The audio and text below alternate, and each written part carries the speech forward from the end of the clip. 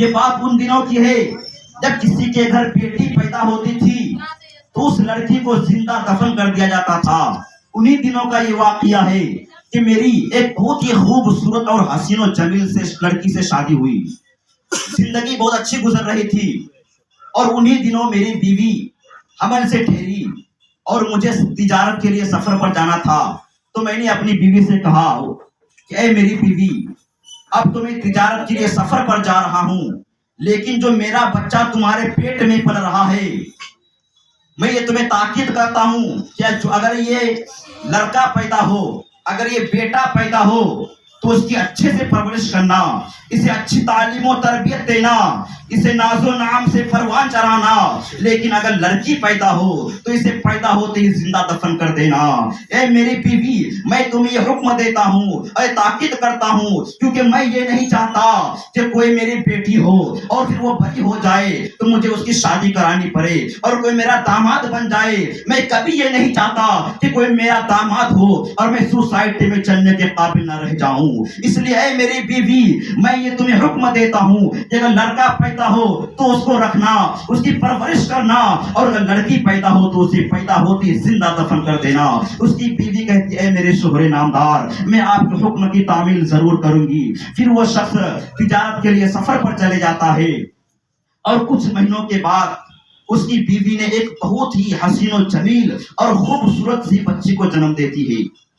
वो बच्ची इतनी खूबसूरत थी कि जब माँ ने अपनी बच्ची की तरफ देखा तो माँ की ममता ने यह गवारा नहीं किया कि जिस बच्ची को मैंने 10 महीने अपने पेट में पाला, जिस बच्ची को मैंने इतनी मुशक्कतों, इतनी दर्द सहकर उसको जन्म दिया, उस बच्ची को मैं अपने हाथ से कैसे दफन करूं।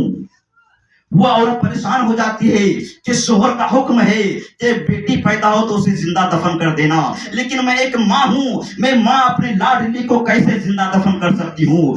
फिर उसने एक तरकीब सूझी और उसके पड़ोस में एक सहेली रहती थी। उसने पड़ोस से अपने सहेली को बुलाया और अपनी सहेली से कहा कि मेरी प्यारी सहेली, मैं बड़ी परेशान हूँ, मुझे समझ नहीं आ रहा कि मैं क्या करूँ। जब मेरा शोहर तिजारत के लिए सफर पर जा रहा था तो मुझे हुक्म दिया था कि अगर लड़की पैदा हो तो उसे जिंदा दफन कर देना और लड़का पैदा हो तो उसकी परवरिश करना।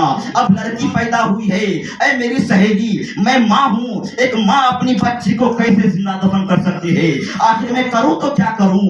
वो उसकी सहेली कहती है कि मेरी प्यारी सहेली, एक काम कर, तू अपनी बच्ची को मेरे हिवाले कर दे और अपने शोहर से झूठ बोल देना कि वो बच्ची पैदा हुई थी, मैंने उसे जिंदा दफन कर दिया और तेरी बच्ची को मैं पालूंगी। चुनांचे उसकी सहेली उस बच्चे को लेके चली जाती है। फिर कुछ महीनों के बाद, कुछ 4 साल के बाद जब उसका शौहर घर आता है तो सबसे पहले आते ही अपनी बीवी से पूछता है कि मेरी शरीके हयात, ऐ मेरी बीवी, जो मेरा बच्चा तेरे पेट में पल रहा था वो लड़का हुआ था या लड़की। उसकी बीवी झूठ बोल देती है डर से कि मेरे शौहर नामदार, वो बेटी पैदा हुई थी जिसको मैंने तुम्हारे हुक्म के मुताबिक जिंदा दफन कर दिया है। वो शख्स बड़ा खुश होता है और फिर खाना खाकर सो जाता है। जैसे ही सुबह होती है वो शख्स क्या देखता है कि उसके आंगन में, उसके घर के शहर में एक बच्ची खेल रही है।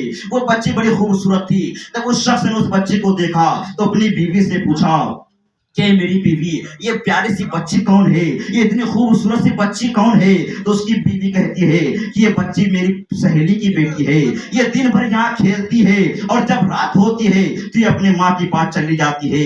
फिर वो शख्स उस बच्ची के साथ खेलने लगा, उस बच्ची को बड़ा प्यार करने लगा।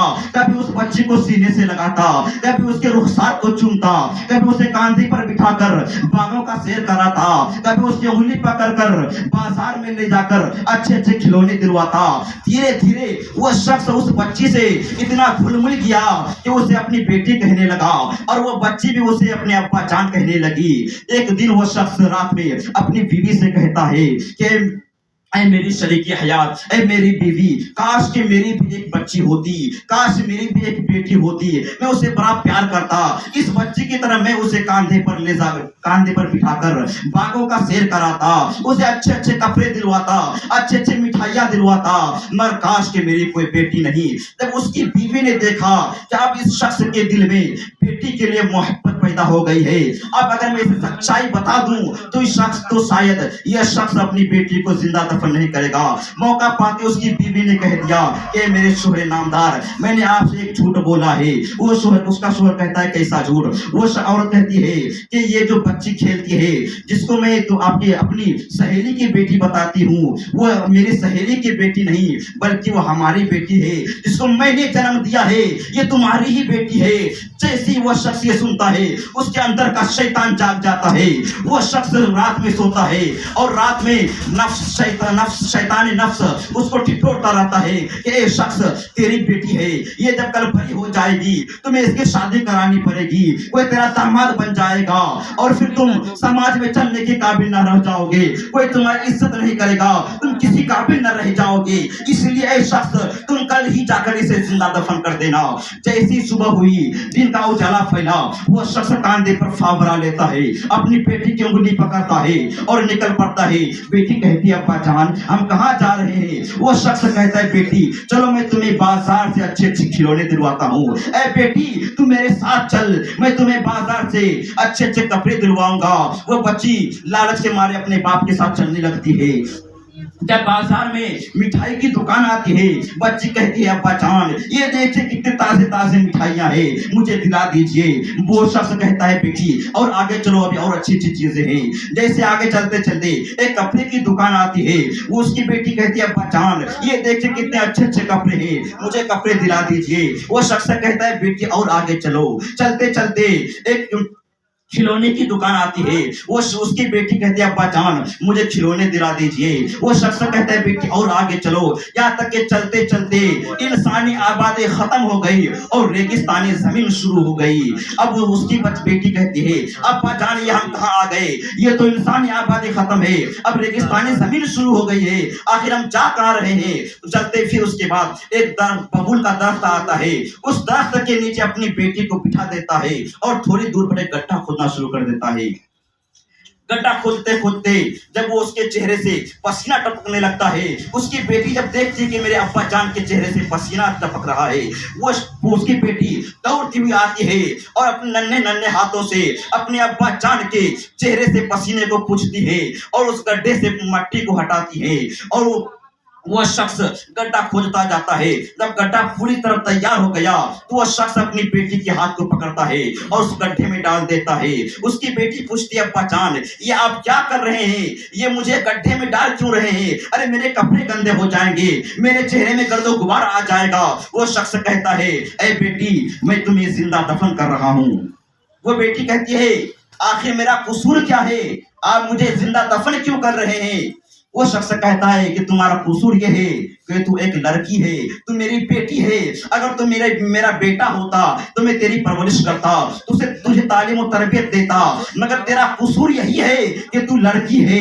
जब उस बच्ची को यकीन हो गया कि अब ये जालिम मुझे जिंदा दफन कर देगा, अब मेरी मौत पक्की है, तू लड़की अल्लाह की बारगाह में हाथ उठाती है और अर्ज करती है कि परवरदिगार आलम कब भेजेगा तू उस रहमतुल लिल आलमीन को जो हम बच्चियों को जिंदगी का मुहाफिज बनेगा, हम बच्चों को जीने का तरीका बताएगा, इन जालिमों को क्षमा करेगा।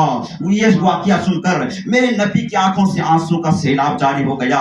वहां पर जितने सहाबी रसूल थे सब रोने लगे और इस कदर रोए कि उनकी आंखों के आंसुओं से उनकी तहरी मुबारक तर हो गई। सुभान अल्लाह।